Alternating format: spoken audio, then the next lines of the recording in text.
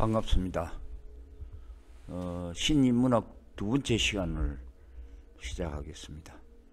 그동안 제가 좀 컨디션도 안 좋고 여러 가지 일들이 있어서 두 번째 강의를 좀 늦게 올리게 됐습니다.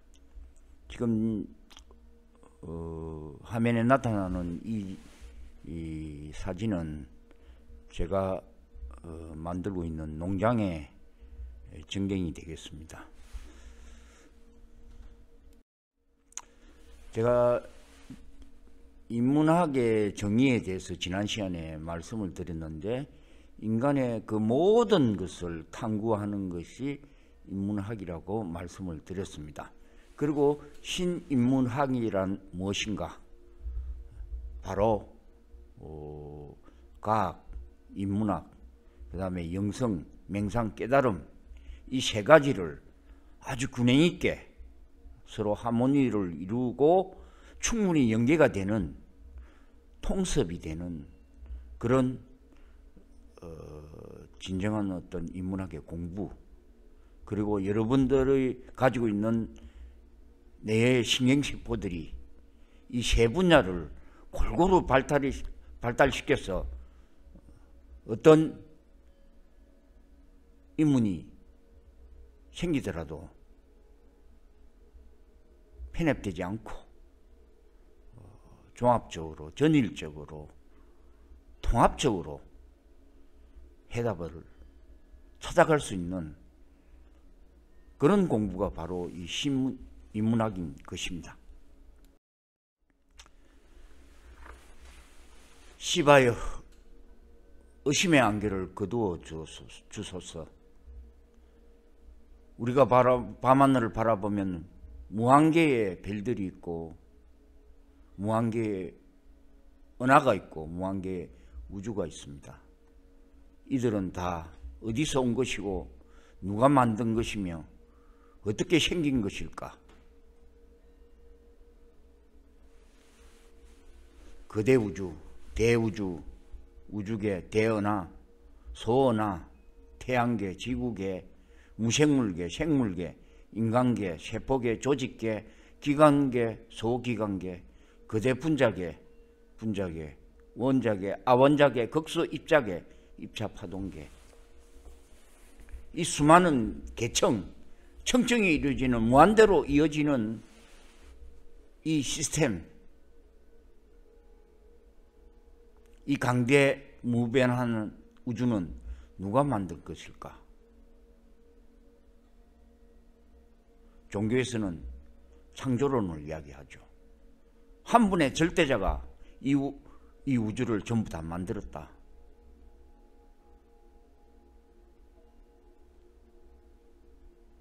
아니다.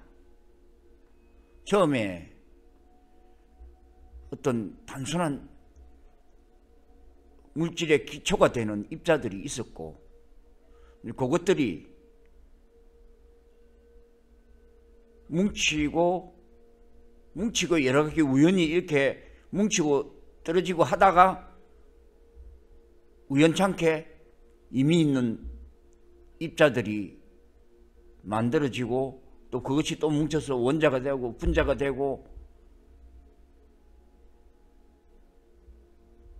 거대 중합체가 되고 유기물질이 되고 아미노산이 되고 단백질이 되고 유전자가 만들어지고, 그래서 원핵생물, 다세포 생물, 그 다음에 조류계, 식물계, 동물계, 인간계, 이렇게 해서 진화론으로 이렇게 이 세상이 만들어졌다. 여러분은 어느 쪽입니까? 창조론 쪽입니까? 교회 나가시는 분들은 창조론을 이야기하겠죠. 그 다음에 현재 과학적 그 지식을 가진 분들은 진화론을 많이 믿고 있습니다. 이 두 가지 다 문제점은 없는 것일까요? 자, 인터넷 세상이 있습니다. 가상의 공간이죠.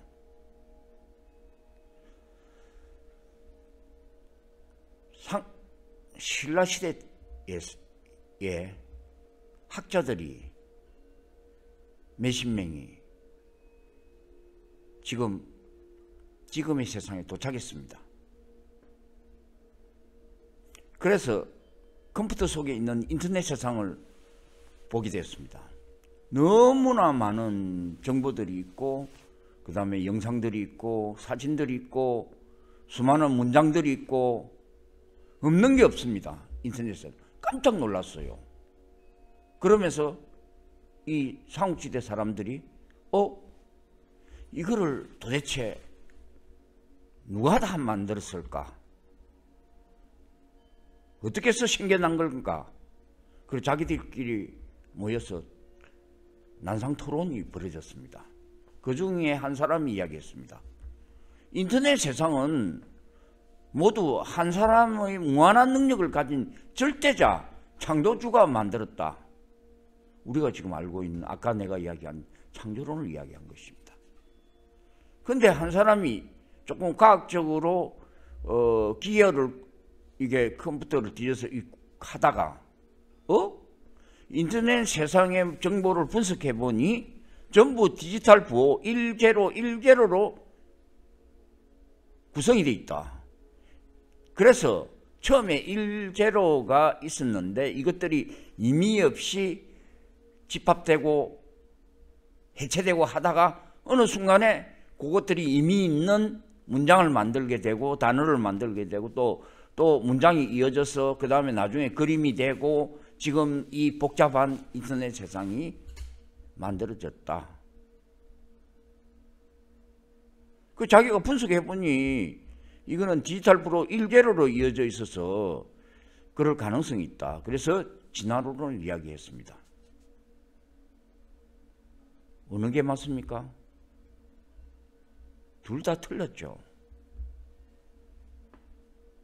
인터넷엔 수많은 정보들이 있고 그 수많은 정보들은 각자 그것을 만든 창조자들이 있습니다.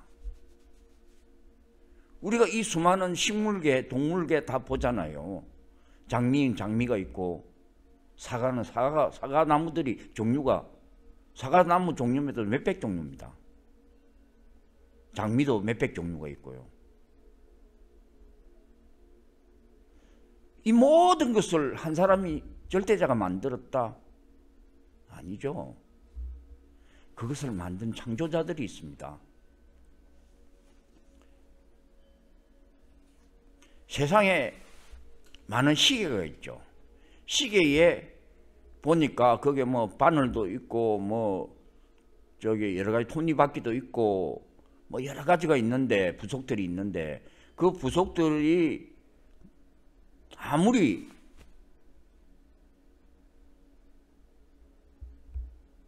조합되고 해체되고 이렇게 한다 해서 그 시계가 되겠습니까? 시계는 시계 설계도가 있습니다. 그 설계도로 정확하게 조립이 되어야만 시계는 움직입니다. 아무리 많은 분자나 원자들이 모이고 엉겨도 그 시계가 될 수가 없는 것입니다. 시계에는 블루프린트, 즉 설계도가 있어야 되는 것입니다.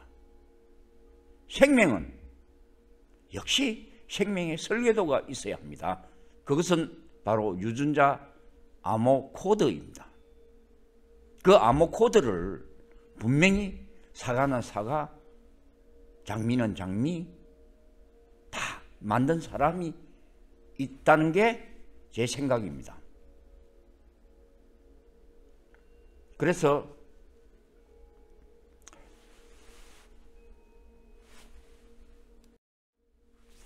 우리는 먼저 이 생태계, 이 개라는 거요. 시스템, 소사이어티, 사회, 벌들은 벌들의 사회가 있고 숲에는 숲의 사회가 있습니다. 인간에게는 인간의 사회가 있고 군대는 군대 사회가 있고 직장인은 직장의 사회가 있습니다. 이거를 정확하게 생태학적인 관점에서 봐야 됩니다. 인문학적인 관점으로 보면은 또 종교학적인 관점으로 보면은 정확하게 이게 어떻게 구성되어 있고 어떻게 진실을 잘 볼 수 없을 수가 있습니다. 그래서 냉정하게 생태학적 관점에서 봐야 합니다.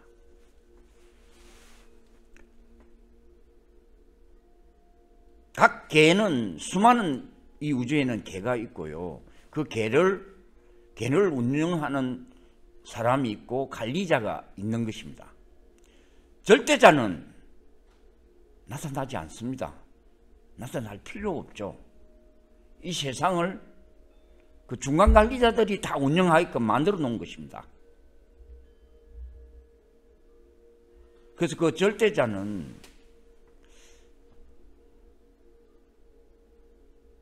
우리는 흔히들 우리 인간과 같은 모습을 가진 인격자로 자꾸 그것을 생각을 하는데 아닙니다. 이 절대자는 저는 무한우주정보체, 근원영, 우주의 마음, 뭐 또 불가에서는 도, 공, 무, 뭐 인도에서는 아트만이라고 하는데, 여튼 절대자는 절대 나타나지 않습니다. 우리에게 나타나는 자들은 중간 창조자, 운영자, 관리자일 뿐이라고 저는 생각합니다. 스피노자의 양태론이죠. 스피노자는 그 네덜란드에서 활동한 유명한 철학자죠. 이 스피노자는 우리나라에서 많이 알려지기로는 내일이 지구가 멸망해도 사과나무를 한 그루 심겠다. 그래서 유명한데, 이 스피노자는 여러 가지 그 사고 실험을 통해 가지고 그러니까 대단한 천재예요. 그 당시에는 지금처럼 과학이 이렇게 발전하지를 않아 가지고 그 어떤 종교나 미신적인 요소가 판을 치던 시대였어요. 그러니까 그 상황에서도 아무 정보가 지금처럼 충분히 있는 상태가 아닌데 오로지 자기의 생각 그리고 자기가 가지고 있는 최소한의 어떤 그 당시에 책에서 나오는 정보들 가지고 혼자서 깊이 생각을 해서 이 세상에 우리가 가지고 있던 우리는 어디서 왔고 우리는 이제 누구 앞으로 어떻게 되고 종교적인 문제, 철학적인 문제 그 모든 것을 혼자서 사고 실험을 통해서 깊은 사색을 통해서 많은 진리를 안 사람이에요.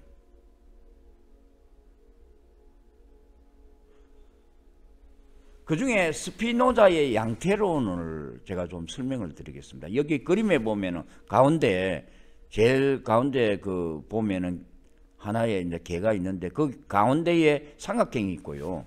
그 다음에 네모난 사각형이 있고요. 그 바깥에는 원이 있습니다. 그리고 원 밖에는 오각형이나 벨 모양이나 그 다음에 또 동그라미의 어떤 그런 또 개들이 있고요. 그 전체를 감싸고 있는 것은 사각형입니다. 그 다음에 그 전체를 바깥으로 감싸고 있는 것은 또 동그라미죠. 또 그 밖에 수많은 개들이 이어지고 있습니다.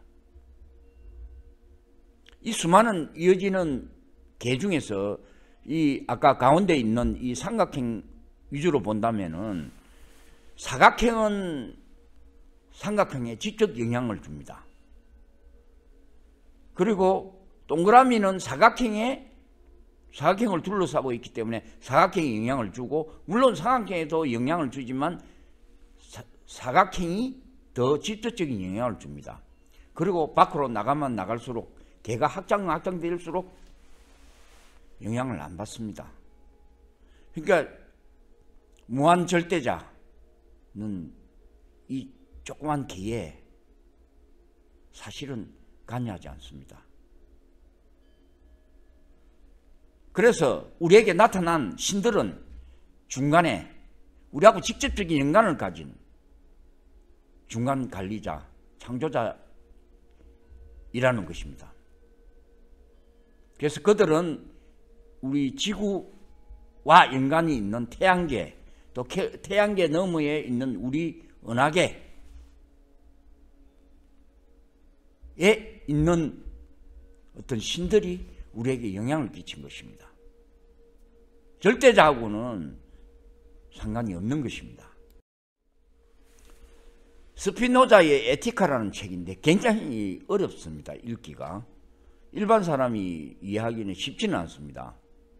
제가 그 젊은 시절에 이걸 좀 많이 봤다면 아무것도 제가 어려워서 잘 이해를 못했을 수도 있어요.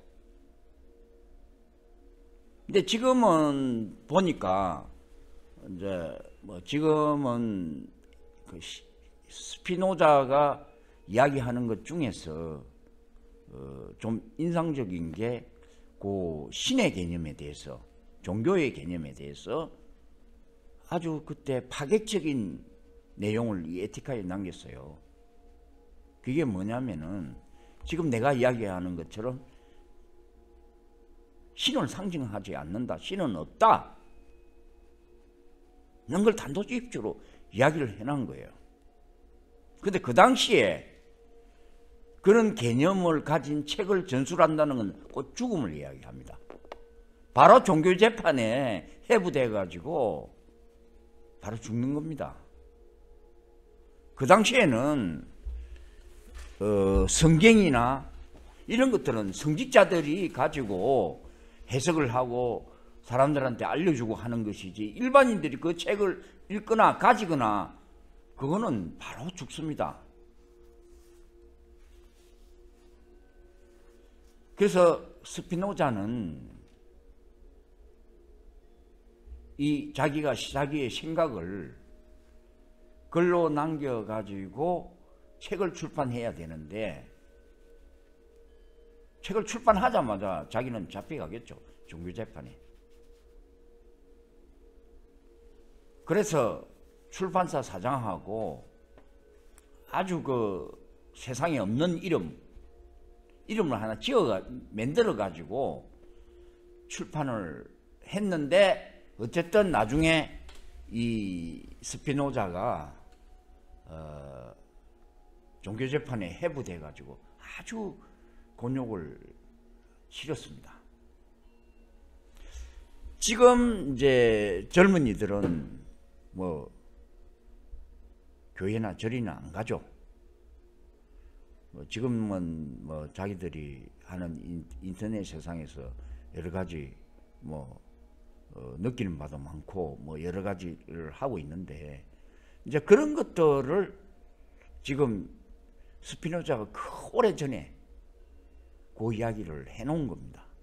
지금 젊은이들은 그거를 어느 정도 뭐 지금 영화 아바타라는 것도 나왔지만은 어쨌든 이때까지 인문학이 신비화시키고 종교라는 미명 아래서 신비화되어 왔던 것들이 그게 아니다, 스피노자가 이야기를 다 한 거예요. 근데 젊은이들은 지금은 자기들 스스로 이 아바타라는 영화를 보고도 다 그렇지 않습니까? 가상세계와 그 다음에 현실세계를 넘나드는 그런까지 젊은이들이 다 체험을 하고 있고, 또 실생활에서 또 경험할 수 있는 부분이 있지 않습니까?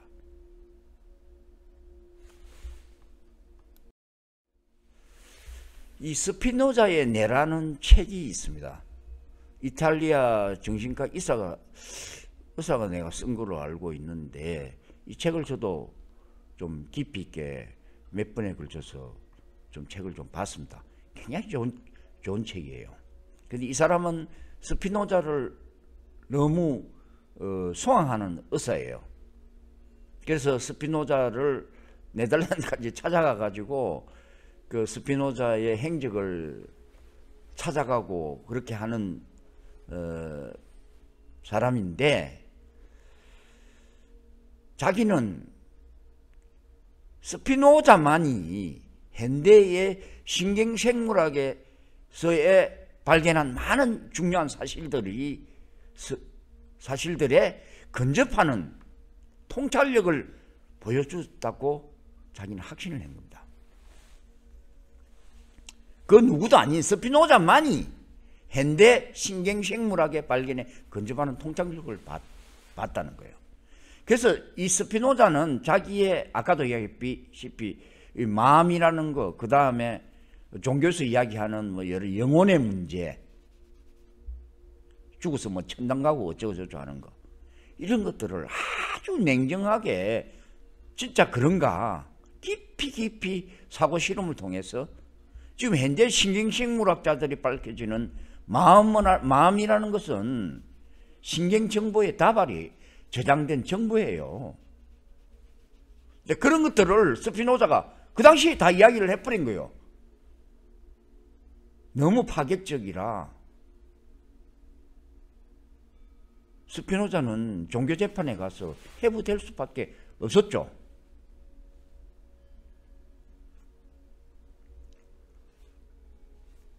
현대 생물학의 영향 아래서 싹트고 있는 인간 본성에 대한 개념이 그것에 대한 스피노자의 개념과 크게 두 가지 점에서 겹쳐진다고 보았다. 첫째, 그는 정서와 느낌의 본질, 마음과 몸의 관계에 대해서 오늘 연구와 같은 해답을 이미 17세기에 예측했던 철학자로 스피노자를 평가하는 겁니다.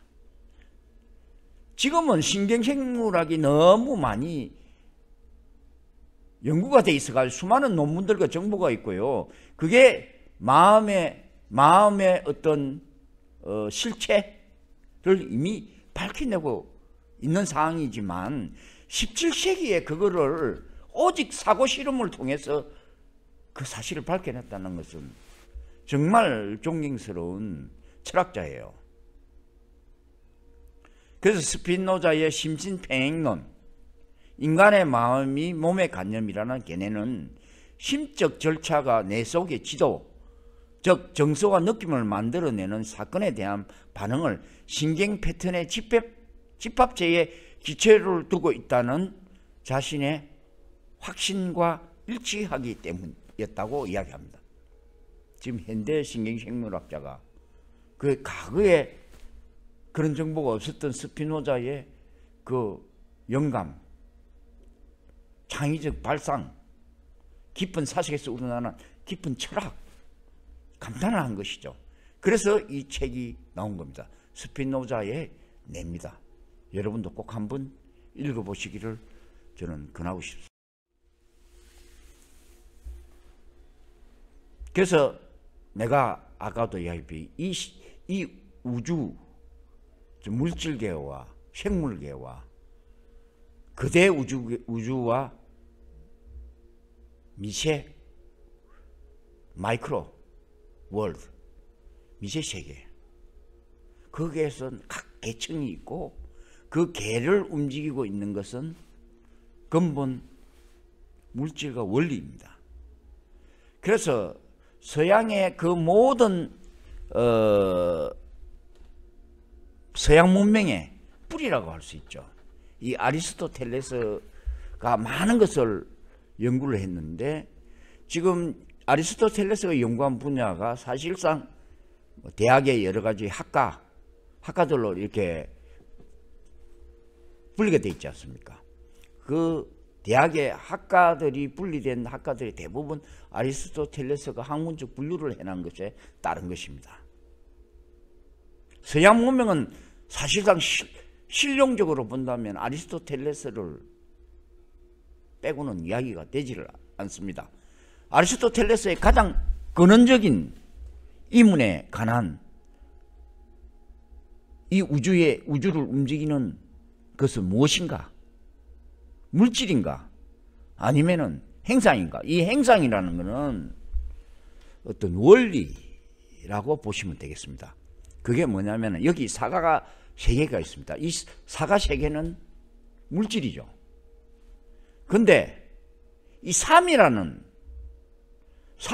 로고스, 원리, 이론 1, 2, 3, 4 이거는 물질이지 않습니까? 개념이란 말입니다.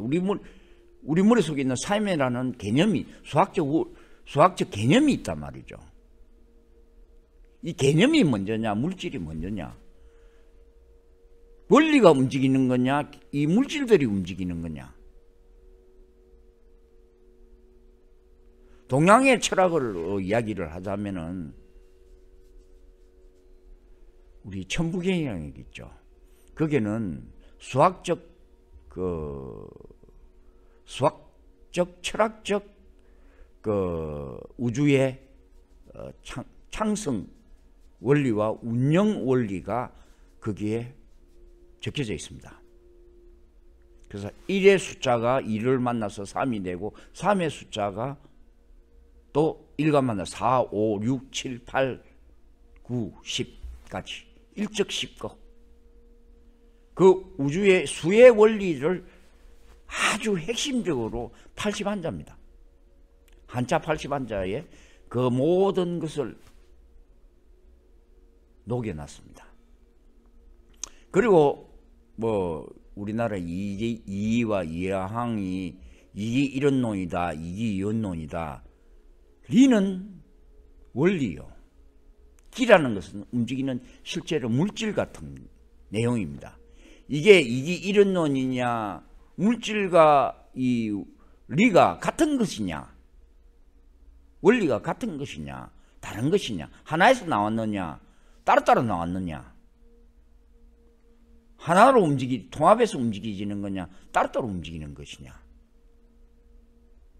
이게 동양철학의 중요한 핵심이었고, 서양에서도 아리스토텔레스가 이 물질과 행상 이론을 이야기를 했습니다.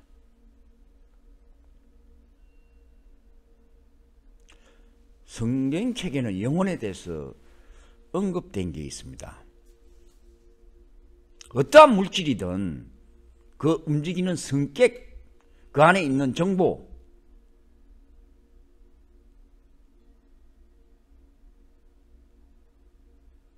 돌멩이든 쇳덩어리든 금이든 은이든 그 자체가, 그 물질이 가지고 있는 성격 자체가 바로 영혼이라는 것이라고 표현했는 것입니다.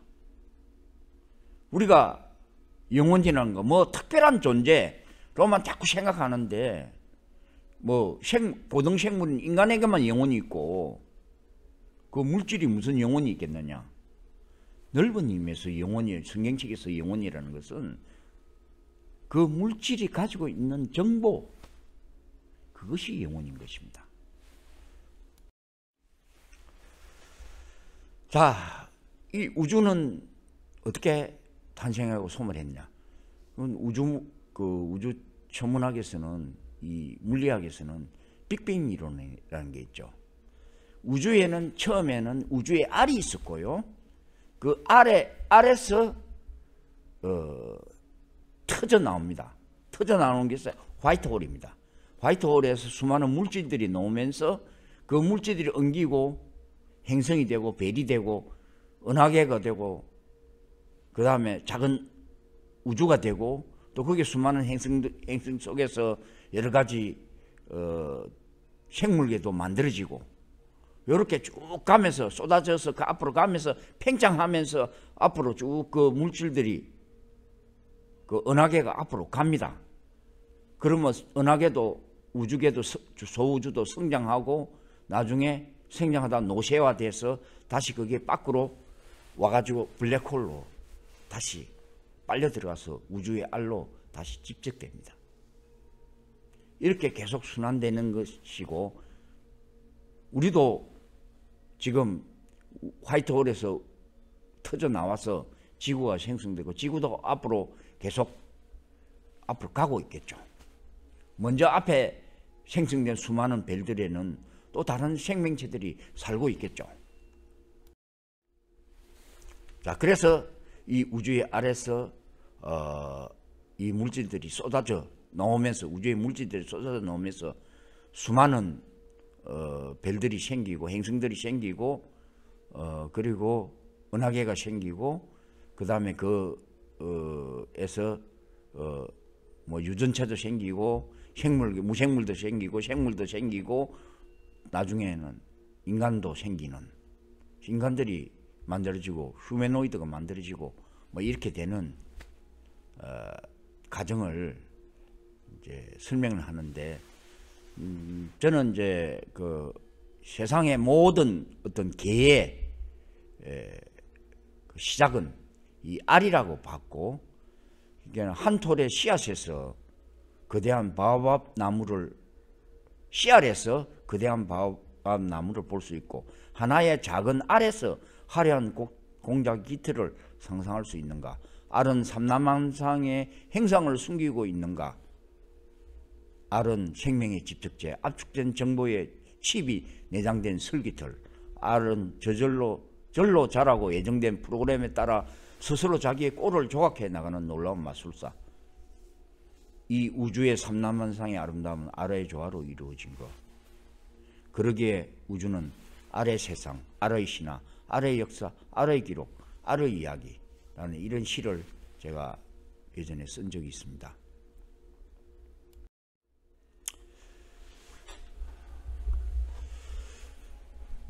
여러분이 그 알고 있는 게테가 있습니다. 게테는 시성으로 일컬어지고, 게테의 문학 작품은 최고의 어떤 시인으로서 수상받는 게 게테인데, 게테는 문학 외에도 식물학, 동물학, 곤충학, 해부학, 건축학, 물리학 다방면의 연구를 했고요.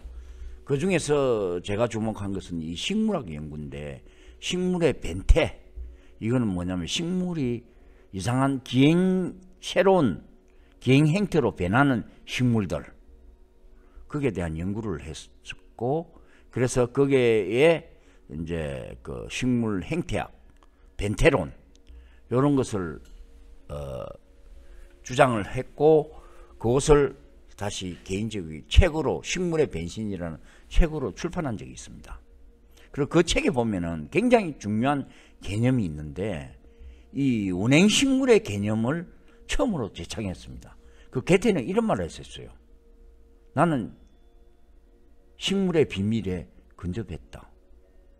식물계에 존재하는 모든 식물의 개념이 처음에 어떻게 됐느냐,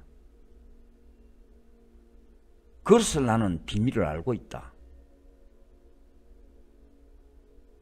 그래서 이 운행식물의 개념은 저는 이 책을 읽으면서 너무 대단한 개념이었어요. 그 당시에 스피노자도 대단하지만 게테도 대단한 사람이에요. 그 당시에 이런 유중공학인이 이런 정보가 있을 때가 아니거든요. 그래서 자기가 생각해낸 게 운행식물입니다. 식물의 가장 근원이 되는 식물, 그런 게 존재했다. 거기서 수많은 베리에이션, 변이가 일어나면서 이 다양한 식물계가 만들어졌다.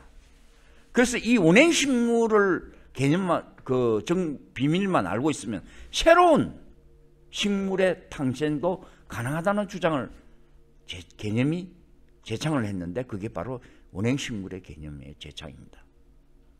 지금은 우리가 생명의 암호인 유전자를 알고 있고, 이 유전자 디자인을 통해서 새로운 식물을 설계 가능하다. 언젠가는 우리가 유전공학 기법으로 새로운 이 세상에 존재하지 않는 식물을 만들 수 있다. 그 당시에 게테가 그렇게, 유전자 쪽에서 몰랐지만 어쨌든 식물의 가장 근본이 되는 어떤 운행식물을 개념을 제창했다는 자체가 대단한 겁니다. 그래서 게테는 아주 흥분해서 친구에게 이렇게 편지를 보냈습니다. 나는 지금 식물 창조의 비밀에 가까이 있다는 것을 몰래 자네에게 보고해야겠군. 운행식물은 세상에서 가장 기묘한 식물이라고 말할 수 있어. 그 비밀의 열쇠를 쥐고 있으면 새로운 식물을 계속 발견할 수 있을 걸세. 현재 존재하지 않는 식물도 언젠가는 존재하리라는 가능성이 있다는 것이지. 운행식물의 개념은 예술적 시적 의미로서 상상이 아니라 내적 진실과 필연성을 갖고 있네. 이 말이 상당히 또 철학적이죠. 예술적 시적 상상이 아니고 내적 진실과 필연성을 갖고 있다는 거죠. 게테의 운행식물입니다. 식물의 세포는 동물 세포하고 다릅니다. 식물에는 이 파란색을 띠는, 우리 녹색을 띠는 이 엽록체가 있고요. 엽록체가 있어서 빛을 받아서 우리가 먹는 탄수화물, 동물이 먹는 탄수화물이나 곡류 같은 것들 다 그 과일들도 만들고 채소도 만들고 다 만드는 것, 그걸 우리가 먹고 동물들도 먹고 사람들도 먹지 않습니까? 식물이 없으면 이 세상은 존재하지를 못합니다. 그래서 이 식물 세포에서 아주 단순하게 만들어진 식물, 물론 뭐 그 유글레라는 조류의 단세포, 엽록체를 가진 단세포 생물도 있고, 그 다음에 녹조류라고 뿌리를 내리고 위에는 이제 그 녹색의 잎을 가진 그런 녹조류들이 가장 원시적인데, 이제 여기서 점점 발전해서 다양한 지금 식물계가 만들어지는. 그래서 이제 뭐 게테는 이제 그 문학적으로는 대단한 성공한 인물이고 유명한 인물이죠. 그래서 자기가 그 이탈리아 여행을 가가지고 식물원에 들러서 여러 가지 식물들을 깊이 있게 관찰하고 혼자서 깊은 사색에 잠겨서 여러 가지 생각을 하다가 식물 벤테론이라는 책을 썼는데, 지금에 와서 30년 지난 지금에 와서 이 학자들이, 위에는 이거는 애기장대라는 꽃입니다. 꽃잎이 하얀 꽃잎이 4개가 있죠. 그리고 가운데는 노란 수술이 있고 가운데 하얀 게 암술입니다. 그다음 밑에는 꽃받침이 파란 녹색의 꽃받침이 있고요. 이렇게 돼 있는데, 최근에 이제 연구를 하다 보니까 이런 꽃받침만 전부 다 있는, 꽃잎도 없고 수술도 암술도 없는 꽃받침만 다 있는 꽃들이 다 발견이 됐어요. 이거는 어떤 리피라는 유전자에 이상이 생겨가지고 이렇게 된다는 걸 알게 됐고, 지금은 이 유전자를 분리해가지고 그것을 이용을 해서 또 애기장대라는 식물의 유전광적 방법으로 그걸 집어넣으면은 이런 식물도, 이상한 식물도 만들 수가 있는 것입니다. 게테는 그 당시에 식물의 벤테론, 식물이 이렇게 변화될 수 있다는 것을 이미 책으로 남겨놓은 것입니다. 그리고 게테는 신으로 남기보다는 과학적으로 남기를 원했었어요. 게테는 뉴턴과 달리 빛의 개념을 전혀 달리 생각을 했고, 빛은 어둠과의 상호작용에 의해서 규정되어야 하며 어둠은 아무것도 없는 상태가 아니라고 봤습니다. 그것을 다시 색채론, 빛의 더 물리학에 관한 책을 저술한 내용입니다. 그리고 나서 너무 흥분한 게테는 친구에게 또 이렇게 이야기를 했습니다. 나는 시인으로서 나의 작품을 중요하다고 생각하지 않는다. 여러분들 지금 시인들, 문인들, 작품들 뭐 대단하게 생각하는 사람이 많겠죠. 그런데 게테는 그 문인으로서, 시인으로서 쓴 나의 작품을 중요하지 않다고 했습니다. 그러나 나는 세계 참된 본질을 이해한 이 시대의 유일한 인간이라고 주장하고 싶다. 그러니까 내가 밝혀낸 과학적 사실을 최초에 밝힌 사람이라는 걸, 그게 더 흥분을 하고 더 시를 한 편 쓴 것보다도 더 흥분해가지고 친구에게 이런 말들을 했던 것입니다.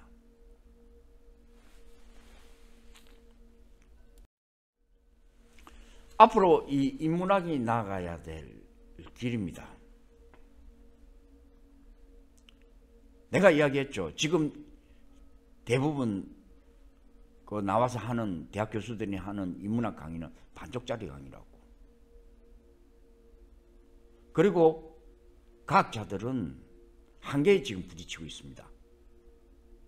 네덜란드에 10년 전에 이미 네덜란드를 방문한 사람들이 과학의 한계를 절감한 네덜란드 학계에서 인문학을 접목하기 위해서 다양한 시도들을 이루어지고 있었던 것입니다. 과학자들은 스피노자와 게테와 같은 천재적 영감과 철학적 깊은 사유를 배우거나 받아들여야 합니다. 지금 인문학은 문학을 예를 들면은 이 교육이 아주 잘못됐어요. 이 시를 쓰는 사람들 보면은 시어를 갖다 붙이면서 언어 유희만 하는 데만 정신이 팔려 있는 사람들이 많아요. 너무 제가 옆에서 보면 안타까워요. 저는 단적으로 시를 쓰지 마라 그래요.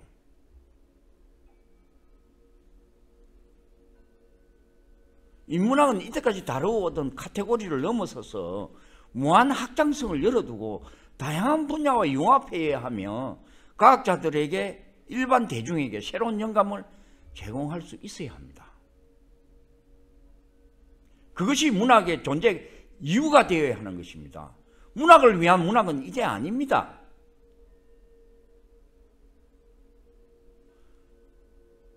그것은 유통기한이 끝났습니다.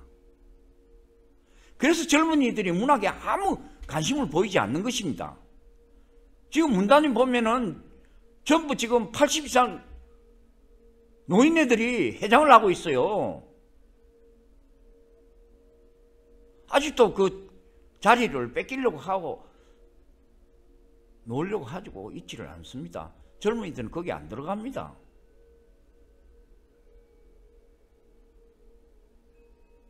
시인들은 이제는 공부를 해야 돼요. 새로운 인문학을 다시 공부를 해야 하는 것입니다. 시를 쓸 게 아니라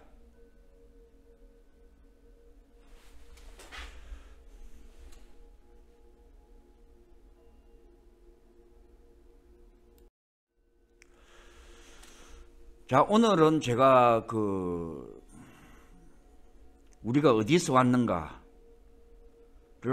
이야기를 이제 풀어나갔고, 다음 시간에는 이 지구를 중심으로 지구가 무생물계, 생물계, 그리고 미생물계, 식물계, 동물계, 인간계, 뭐 이런 계가 있고 또 사회가 있죠. 그 사회가 어떻게 만들어졌는가, 누가 창조했는가, 그 다음에 신의 진정한 정의는 무엇인가, 그 다음에 생태학, 그 다음에 생명의 설계도, 종의 기원, 여기에 대해서 이야기를 할까 합니다. 오늘 강의 경청해 주셔서 감사합니다.